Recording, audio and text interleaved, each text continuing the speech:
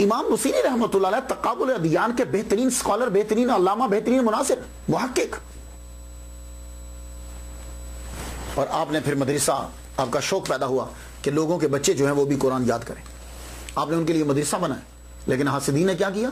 بچوں کو مدرسے تک آنے نہیں دیا، اور جو لوگ مدرسے کا تعاون کرتے تھے ان کو ہٹا دیا، معاشی بحران کی وجہ سے، قلت کی وجہ سے مدرسہ جو ہے وہ بند کرنا پڑا۔ تو یہ تو تھی آپ کی تصوف سے پہلے کی زندگی۔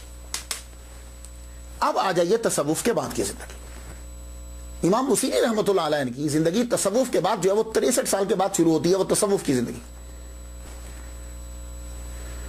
آپ کا زیادہ وقت جو ہے وہ شاعری میں گزرتا تھا، آپ کی زندگی کے 63 سال جو ہے وہ گزر چکے۔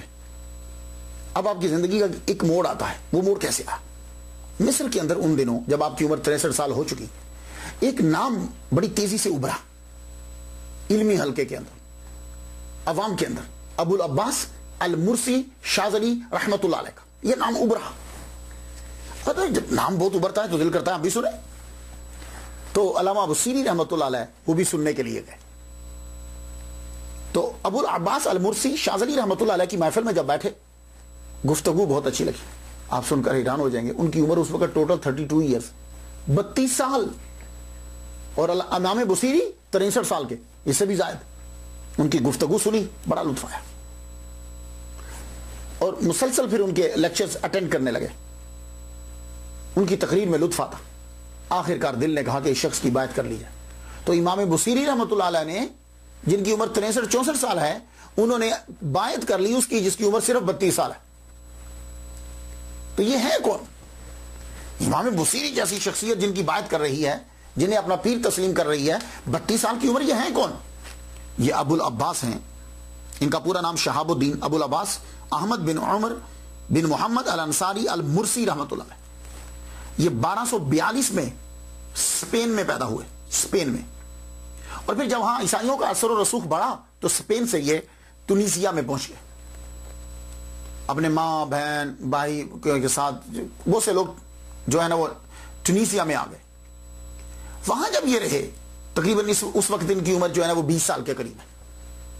وہاں ایک آدمی کا چرچا سنا جس کو ابو الحسن شاذلی کہتے ہیں رحمۃ اللہ علیہ، جو شاذلیہ سلسلے کے بانی۔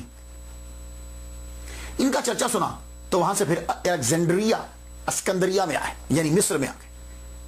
یہاں آ کر ان سے ملاقات کی، تو ملاقات جب کی تو انہوں نے بھانپ لیا، جانچ لیا، اتنی محنت سے یہ پڑھ رہے ہیں، منظور نظر بن گیا ابو الحسن شاذلی رحمۃ اللہ علیہ کی۔ تو انہوں نے ان کو اپنی بیٹی کا رشتہ دے دیا۔ تو ابو العباس الانصاری المرسی رحمۃ اللہ علیہ یہ داماد ہیں ابو الحسن شاذلی رحمۃ اللہ علیہ کے، اور پیر ہیں امام بصیری رحمۃ اللہ علیہ۔ اب آپ سمجھ گئے ان کی بات کی۔ اب ان کی بات کرنا تھی کہ اب بالکل لائف ٹوٹلی چینج ہو گئی، اب تصوف میں داخل ہو گئے۔ تو وہ کیلانی صاحب نے یا ان جیسے لوگوں نے جو ان پر اعتراض کیا ہے کہ امام بصیری نے کیا کام کیا تصوف کا، کوئی تصوف کیا کر رہے بھائی، تم کس پہلو سے سٹڈی کر رہے؟ امام بصیری رحمۃ اللہ علیہ نے کیا کام کیا؟ شاذلیہ سلسلے کو جتنی شہرت انہوں نے دی ہے، شاعری کسی نے دی ہو؟ کہ شاعری کسی نے دی ہو؟ امام بصیری رحمۃ، بھائی دیکھو نا تصوف میں کیا ہوتا ہے، لوگوں کو مرید بنانا، مرید بنانے کے بعد اس مرید کو پکڑ کر حضور کے قدموں تک پہنچا دینا، یہی ہے نا تصوف۔ تو جو پیر کام کرتا ہے وہ امام بصیری رحمۃ اللہ علیہ، شاذلی رحمۃ اللہ علیہ کا قصیدہ بردہ کر رہا ہے کہ جو بھی، اور شاید پیر کے اتنے مرید نہ ہوں جتنے سالوں کے اوپر آپ کا قصیدہ بردہ محیط ہے، اور شاید پیر کے اتنے مرید اور اتنے بندوں کے منہ پر نام نہ ہو جتنا ان کا کلام جو ہے وہ مشہور ہے، اور پوری مراکو سے لے کے یمن تک دیکھتی ہر بندہ پڑھ رہا ہے۔ اس سے بڑھ کر اور تصوف کیا ہو سکتا ہے؟ تو امام بصیری رحمۃ اللہ علیہ نے جو پیر کام کرتا ہے وہ ان کا کلام کام کر رہا ہے، پیر پکڑ کے سرکار کے در تک پہنچاتا ہے، آپ کا کلام بھی پکڑ کے قصیدہ بردہ جو ہے وہ لوگوں کو سرکار کے قدموں تک پہنچا دیتا ہے۔ اور جب آپ تصوف میں داخل ہو رہے ہیں تو پھر بڑھتے چلے جا رہے ہیں۔ 63 سال آپ کی عمر، ابو العباس رحمۃ اللہ علیہ کی 32 سال عمر۔